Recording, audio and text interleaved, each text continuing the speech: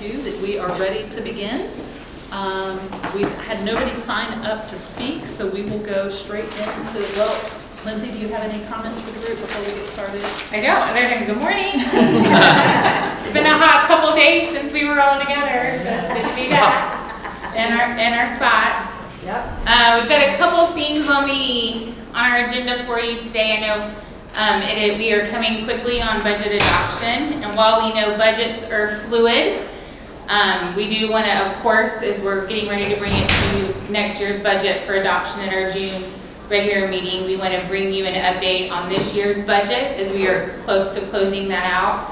But of course, also bring to you our very best numbers and thinking around next year's budget. And so Jennifer's got that for you, and plenty of time to walk through it to whatever degree you'd like to and answer any questions. And then Kirby and the team are also ready to visit about some transportation non-service routes. And I think we'll even expand that conversation around some solutioning, and we visited with you some about some solutioning we're doing around transportation staffing.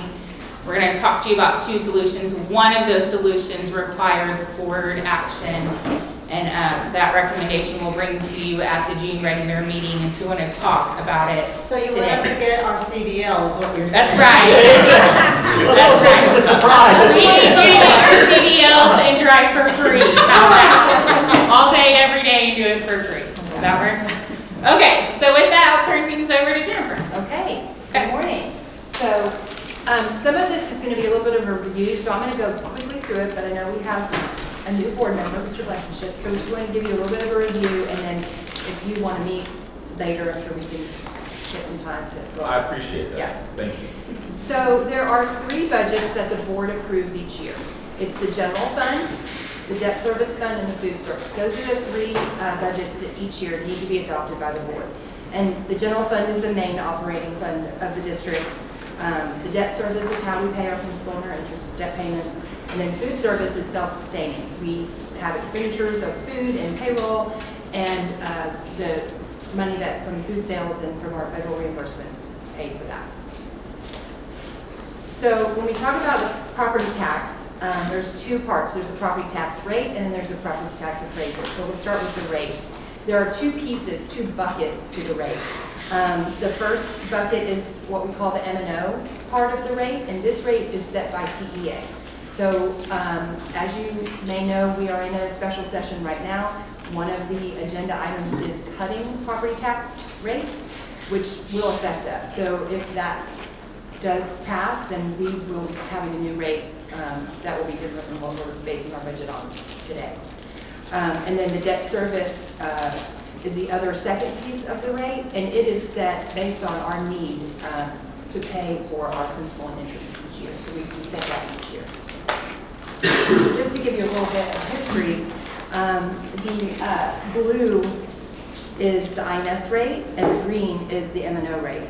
And INS has remained constant at 32.9 cents, and we're projecting that again for next year. So the last column is the projection for next year. The M&O rate has gone down each year, and we are projecting it to go down again, and it will be at 0.8045 cents without any other compression from the legislature. So the other piece of the property taxes are the appraisal values. We receive our values each year from the Williamson County Central Appraisal District. We get preliminary values in April, so we got them in April. And then through the appraisal review board, as they're refining those adjustments and making adjustments, we'll get our final certified values in July, which we adopt our budget in June. So that really does make things interesting, because we won't have final numbers until July. So we don't yet know our final appraisal values, and we don't really yet know our tax rate. So those two are unknown. We are projecting, based on the numbers we have, a 15% increase from last year. A lot of that increase is the 10% cap, because each homeowner has a 10% cap, that their values can go up each year. So a lot of that increase is because values went up a lot last year, but they were capped at 10%. So each year we're getting a little bit of that. So that is the Those are the appraised values. So then we talk about how that property tax fits into our funding formula, and this is where I like to use my cup. So this is our cup.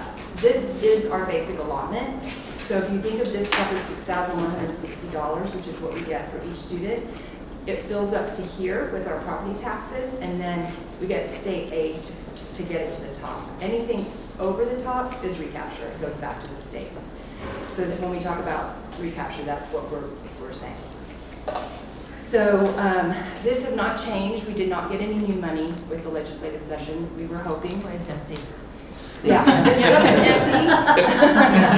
And it remains empty, and it's very unfortunate because we had hoped there was some talk of an increase to the basic allotment, and that did not pass. So we still think it might come into special session. They're going to continue to call them all summer. So it's possible, but right now we're just basing our budget on current law because our cup did not get any money. We're hoping for a bigger cup. We're hoping for a bigger cup, that's right. That's actually, yeah. Well, Lindsay's cup Like maybe like. That's right. Five that. I get it. So maybe I'll get to bring a big cup sometime, but for now it's small and it's kind of empty, so. So that's where we are with that. So let's go ahead and go to where we are right now with the budget. Actually, put my glasses on so I can see a little better. There are 4 columns on this page. I want to focus on the last 2 columns, but I just wanted you to have the first 2 columns because the first column is where we our current budget, and then the second column is where we had forecasted when we met last month. And then the third column is where we're forecasting now that we have 11 months of actual activity, and we only have 1 more month left in the fiscal year. So this is where we are in the third column, and then the fourth column is what we are, based on what we know now, is where we're projecting our budget to be. So if we just focus on the third column for now, we're saying that we're projecting that total revenues will be $181.4 million. That is an increase from what we had budgeted and forecasted earlier. The main reason for that increase is interest rates are up, so our investment income has gone up. And also, we are going to charge those indirect costs to the federal grants, including child nutrition. So we'll be receiving income into the general fund for that. So we're saying our projected revenues for this year will be $181.4 million. And then if you go down to total expenditures, they're holding steady about $183.4 million, which is a difference, a negative, a deficit of 1.9 operating this year. That's where we're thinking we're going to end up. We did have, if you go down one more line, we did have the one-time sale of the land. So that gave us a nice increase. So we're actually going to be adding to fund balance by $3.5 million this year. So then if we go ahead and move over to the last column to talk about what we are projecting based on what we know now, if we look at total revenues, we're projecting $186.4 million. And then total expenditures, $192.2 million. And then that gives us a deficit of $5.8 million. And we don't have any land to sell this year, so we would be looking at a deficit of $5.8 million. And I just want to kind of tell you some of the main assumptions that we're making. These may change, and some of them will change. And when they do, when we do get information from the legislative session, we'll amend the budget in the fall, probably by October. As property value, as they change where the cutoff is for the taxing, will that decrease how much we have to send back for recapture? It will decrease that, yeah, on the M&Os on the general fund side. It will also increase the amount that we're getting in property taxes. So the net effect, the reason why the tax rate doesn't affect us as much, because if we collect less property taxes, we'll send less back in recapture. So it almost is a wash. So basically, like unless they do something with basic allotment. Mhm. What we get is what we get, it just depends on where the money's, the dollars might be tax collected dollars, or they might be state aid, or they might, but in the end, what we get is what we get unless they do something with Yeah. basic allotment. That is correct. And you said- Now, on the INS side, it will affect us if the property tax rates go down. Or if they do something with the appraisal cap, there's still several versions that are being floated, so that will affect us on the INS side, but not on the M&O side, you're right. So we are using the demographer's enrollment projection of 13,700 students. We're using an average daily attendance ratio of 91.24, which we feel is pretty conservative. Keep in mind that that also is less than the actual average daily attendance that we send out in the weeklies. That is just a calculation. That is taking basically fall enrollment times the ratio is a calculation. It's not each 6 weeks where we're seeing those students come in and out of the classroom in their attendance. So that's why it does look lower than the actual daily attendance, but we also feel like it's a conservative number. So those are two of the assumptions that we are tracking and could also change when we start school in August. We'll see how many students. So they did not pass changing it to the actual enrollment. They stuck with ADA. They did. Yeah. Which, as you can see, changing it to enrollment really would have been very helpful. Yes. Because then you have a good number instead of us just trying to project how many students will be absent each day. But we do have, we have history, we use that, and we feel 91.24 is conservative. So that's where we are right now.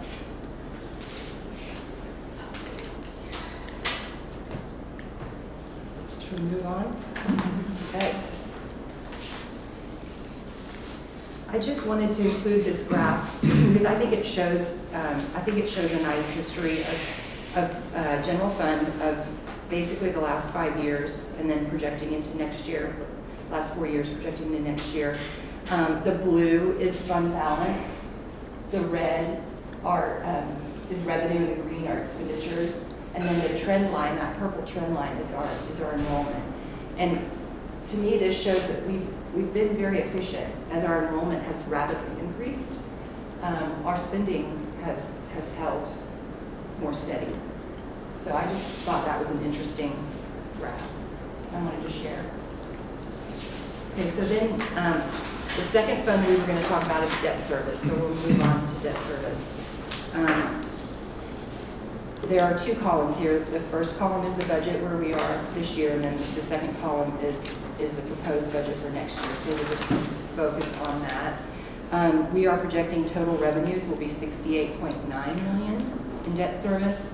And we're projecting our total expenditures will be $61.2 million. So that will give us $7.7 million to return into fund balance.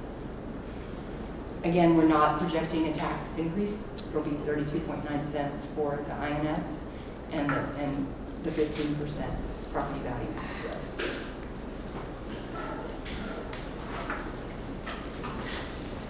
Our last fund is the food service fund. Again, this is a balancing fund. We call it self-sustaining. The revenues come in and the expenditures go out and they balance. In fact, if we have a high fund balance, the Texas Department of Agriculture does not like that and makes us spend it. They do not want us to have a high fund balance. We actually get penalized in food service. So we have renewed our contract. We have Southwest Food Excellence Services as our food service management company, so we contract with them, and we have renewed that contract again for next year.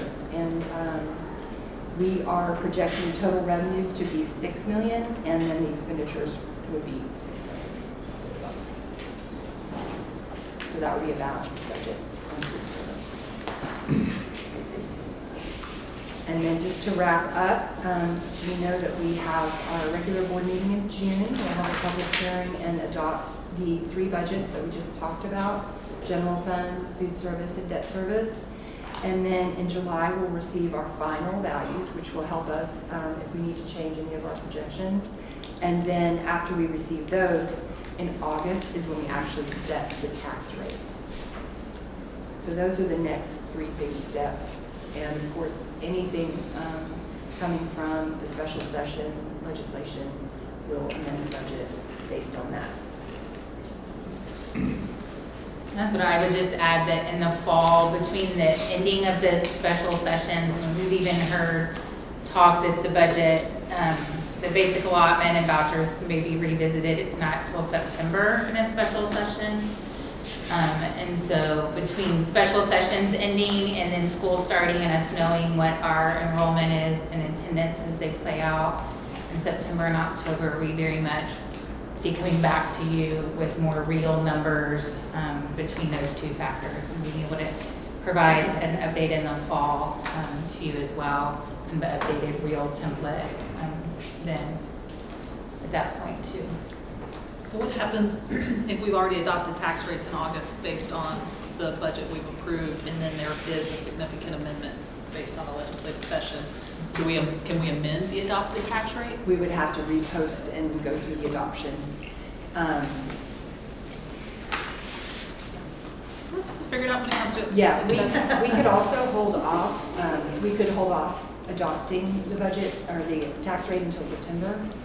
Because by then, in August, we'll know if there's going to be a special session or not, right? Yeah, Okay. so we might postpone that. We can only postpone it till September. It has to be adopted by September 30th. So that's why we typically do it in August. We don't really. But once it's adopted, it's set. We can't later go back and amend the We'd have adopted to- tax rate. We'd have to go through a re-adoption. It's not quite as smooth as a budget amendment would be. We'll figure it out. Yeah. It's the motto. We figured out harder stuff. Yeah, and we would be getting guidance from TEA on how we would do that. But we would go through their process. They would tell us what we need to do. And it would affect every district in Texas. So that is where we are at this point. Could we go back to the INS budget? Yes, sir. And the premium on sale of bonds, is that actually on the redemption of bonds? Well, yes. When we did that refunding, we did a refunding last year, we're going to do another refunding this year. And do you call it a premium because we're having to buy the bonds back at a higher price than par? Yes. Okay. Yeah. So just ballpark, how much of that is a premium and how much of it is actually paying off the face value of the bonds? I really probably should get you the numbers. Oh, no, I wanted to guess. Yeah. I think it's north of 30 million. Oh, okay. But Oh, I have wow. to get you the numbers. So this is just the premium. Correct. We're actually paying off more Oh, than. yeah. Oh, okay. Yeah. Oh, that's We've been able great. to do that because we have some variable rate bonds. And in fact, we're going to be bringing that to you for your approval in June to do another refunding in August, because we have some variable rate bonds that are coming, that are expiring. And they would be renewed at a much higher interest rate. They will, however, I think we have come up with a different way to refund them, where we'll be on a fixed rate, and I think we'll actually end up saving quite a bit. Yeah. But we're getting those numbers, and I was planning to put them in the weekly this week, and then, because we don't have those numbers yet, and then we will bring it to you for your approval in June. But we do expect to see a savings over the life of the bonds.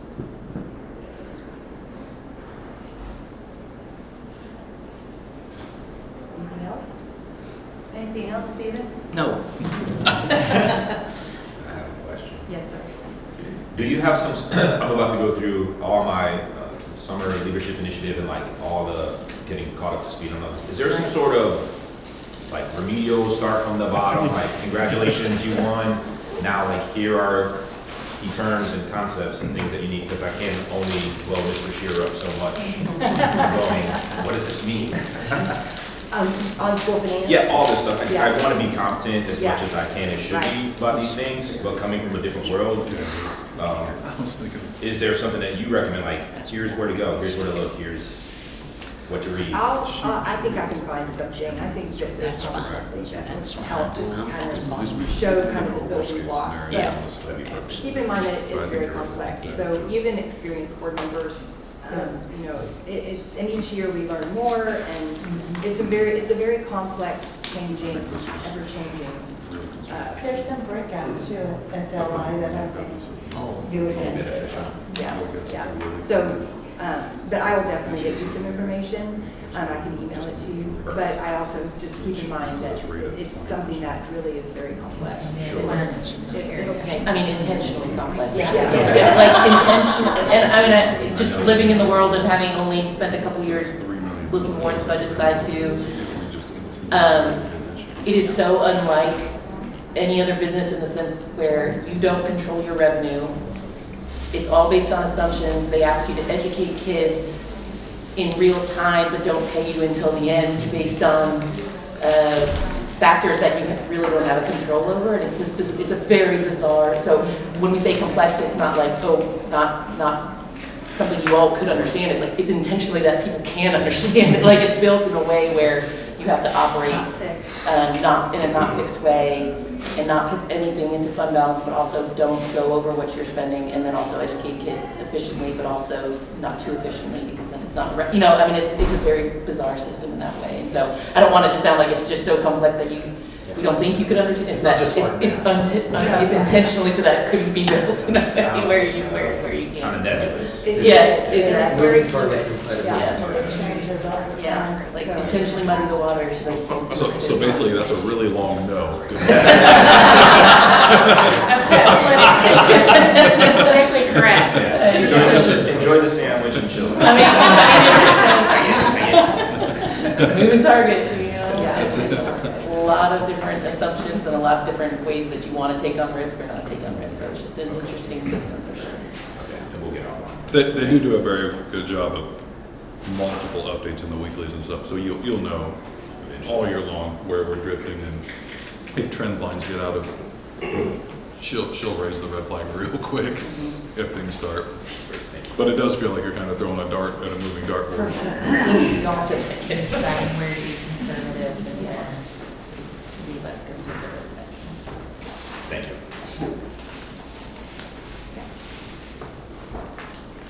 All right. All right, I think I'm getting the clicker. All right, give me the drops. Yep, the driving stick. Kirby Campbell, Director of Support Services. So just real quick, thank y'all for being here. Good morning. Wanted to kind of bring you up to speed on some transportation concerns or recommendations, some things we're doing going into the next school year to help us with transportation. At the end of the year, we finished 15 bus drivers short at the end of the year, and we had, I mean, for months, we had all office staff, bus mechanics, administrators, David Gray, the director, myself driving all the time, and it was just unsustainable.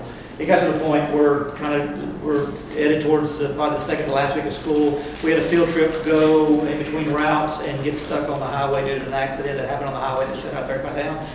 They couldn't make it back to the afternoon route, so I had to call Coach Dean. It was just four drivers that we missed that afternoon. I had to call Coach Dean and say, hey, you got to pull some coaches or some kind of class. So Coach Dean came over and drove a bus and things. So it's kind of at that state in transportation. You know, the demand, as you know, we're the fastest growing city around. The demand for CDL bus drivers is just through the roof. And just the competition for CDL drivers in general is extremely high. We see that with our TDS, who does our trash pickup, that they constantly email every week saying we don't have a driver for that route, so we are not running that route. I tried that in transportation, parents get really upset. not nearly as understanding as we are about our trash pickup. So, we get very few applicants in right now. We hit the summer months, which is our high turnover month. People leave for the summer, they either move, they find other jobs, and they just don't come back. So we do have a real concern about starting the school year without enough drivers to cover all the routes. So, so we've been working on this issue for the last several months, and I mean, we met with leadership, we sent surveys out to the principals, we met with the principals, we sent surveys out to the department leads, and we met with the department leads, and we proposed 9, 10 different solutions on what could help us going into the next school year and going forward. This is not a 1 year, hey, this silver bullet's going to fix everything. Sure. This is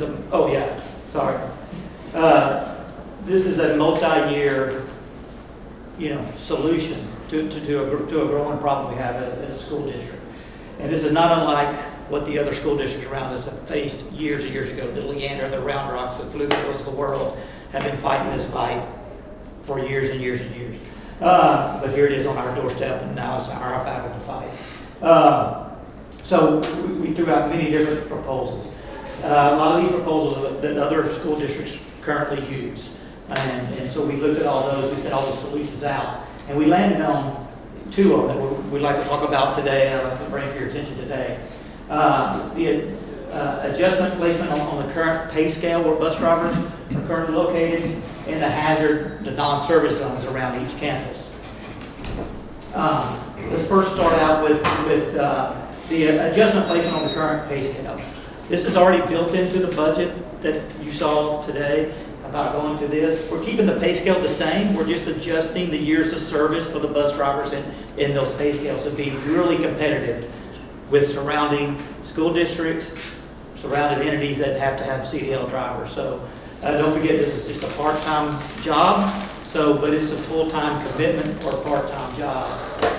And so by adjusting the years of service within our pay scale, it would kind of look like this. So year 1, 2, and 3.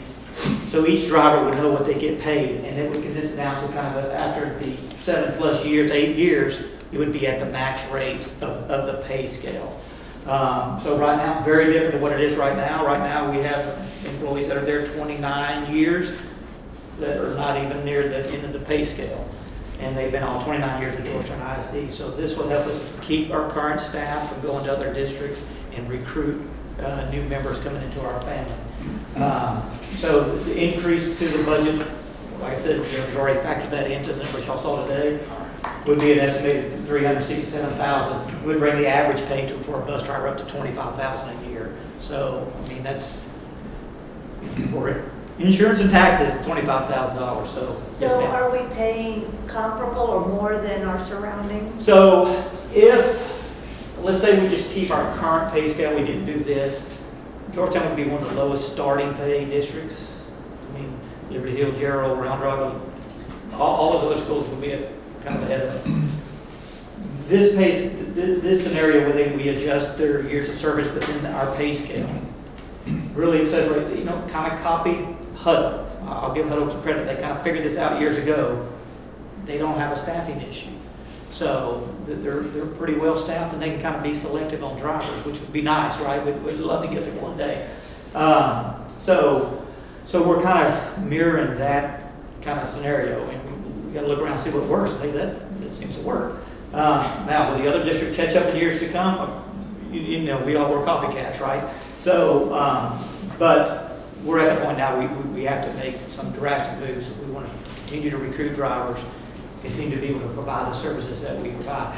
And this will kind of go into the next thing. Please remember that as far as providing bus routes, special needs routes are the only ones by law we have to provide. So the regular ed routes are just a luxury a district provides. So most districts provide that luxury, but you'll see a lot of limitations on districts now on what they're providing for students because they're unable to find the employees to fill those. I remember when Temple did not. Yeah. Not a long time ago. I don't know if they still do not.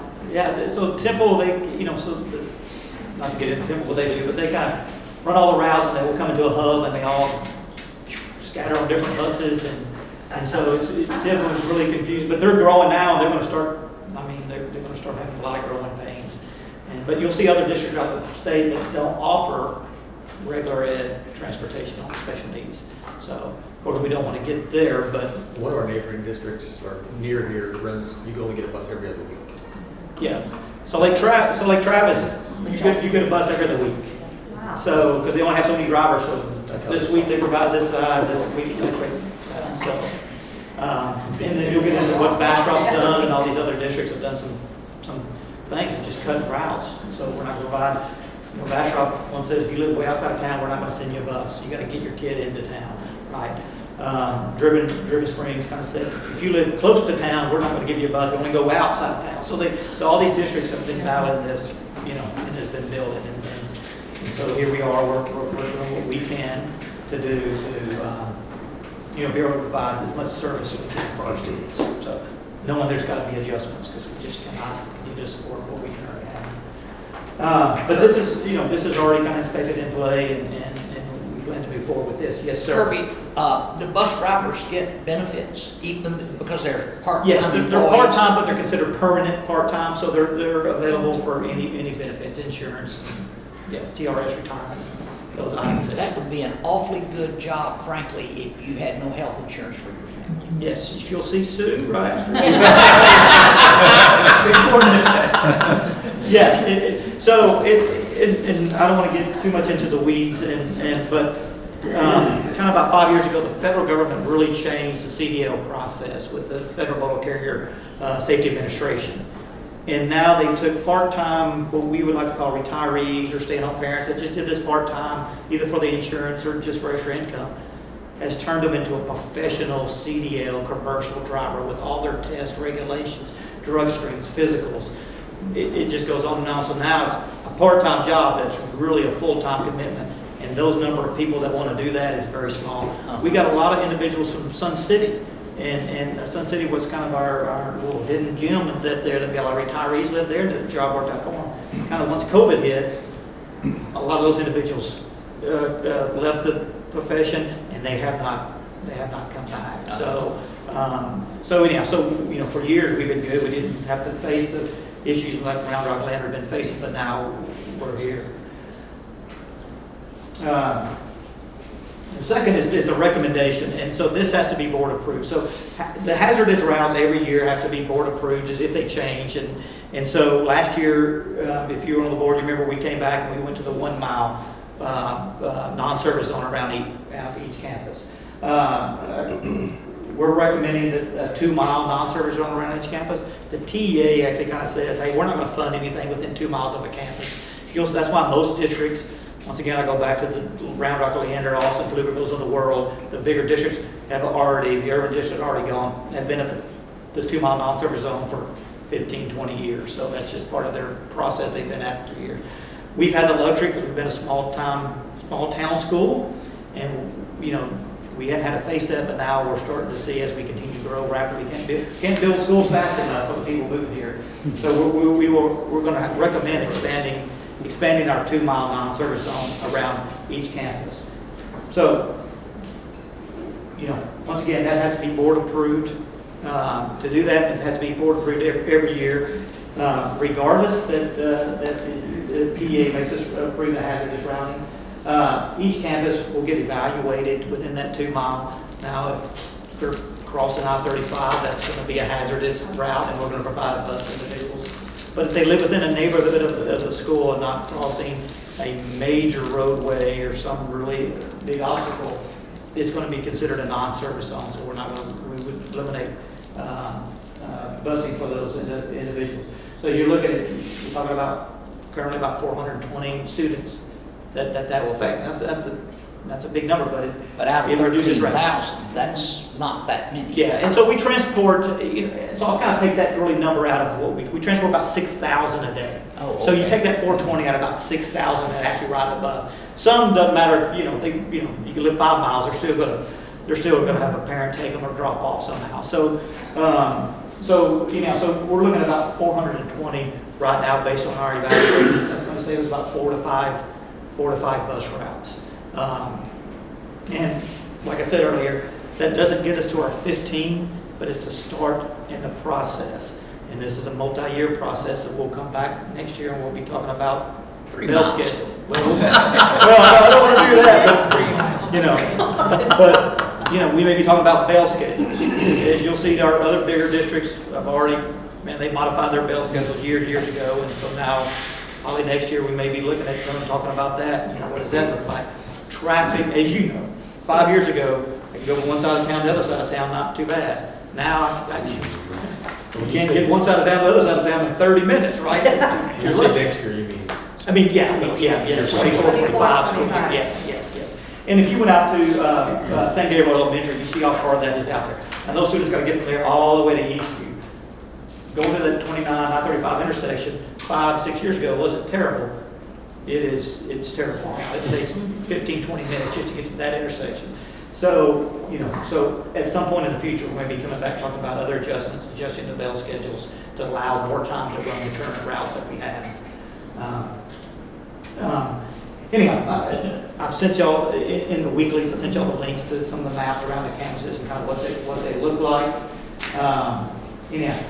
But that's something we'll have to get approved at the June board meeting, that we'll have to immediately roll that out to parents, so let them know if their transportation is being modified for the 23-24 school year, that we need to let them know as soon as possible so they can go ahead and make plans on how their child needs to get to So do you to know school. right now which routes you're eliminating?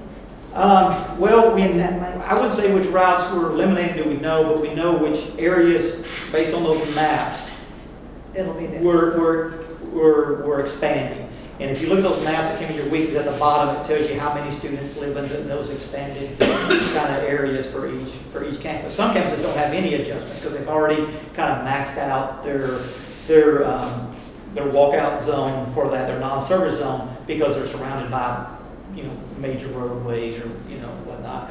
So they're already kind of maxed out. So some campuses don't have any adjustments at all.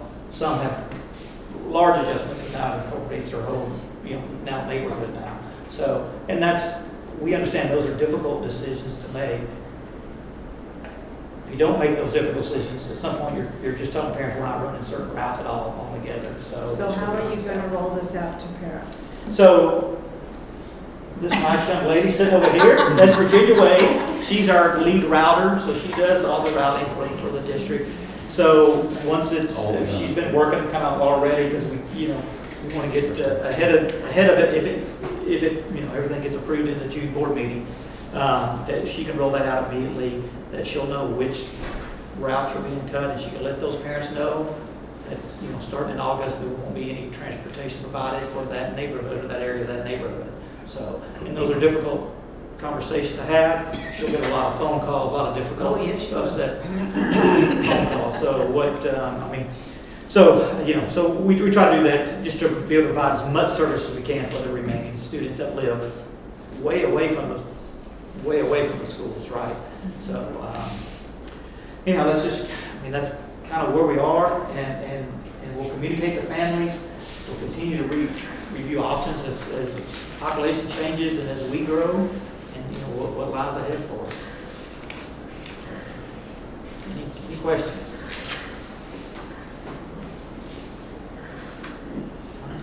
Thank you, Curtis. Appreciate it. I'm fully aware of how much you try to figure out around this, but it is what it is. Yeah. Yeah. I would say a good recession will fix a lot of this, but all of a sudden we get bus drivers. Well, it sounds much better too if a kid someday tells his grandkids, I had to walk uphill. Both ways. In the snow. Yeah, in the snow. 1 mile, it just doesn't get it. So Barefoot. Yeah, two's better. I just saw, I don't know, I was looking on NBC or News over the weekend about the dad just became a bus driver. I don't know if any of y'all saw that. Yes, I did. Yes, because there was a bus driver shortage. Yes. So the dad became the child's bus driver and didn't tell the child and surprised him. Yeah. And, that was good. That was over the weekend. I saw that. But I think So that was in California. use that video in the community. Was the kid happy? I was gonna say, there's middle schoolers everywhere saying, no thanks. Yeah, the kid was like 5 or 6 years old. Okay, Loved it. so happy. Wasn't like my kid, middle school would have been like, no problem. Kirby, do you mind hitting the next slide? I think we've Yes. got a wrap up couple. Yeah. I think the next one. So just closing things out, at our June 19th meeting, we have our budget hearing before we go into closed session. That's our annual hearing, and Jennifer will lead us through that. And then the action items coming out of today's workshop that you'll see reflected on the agenda are adopting the 3 budgets, and then these transportation non-service routes. We decided to stick with a 5-year start time, so, right? Yes, ma'am. Okay. And that concludes today's workshop.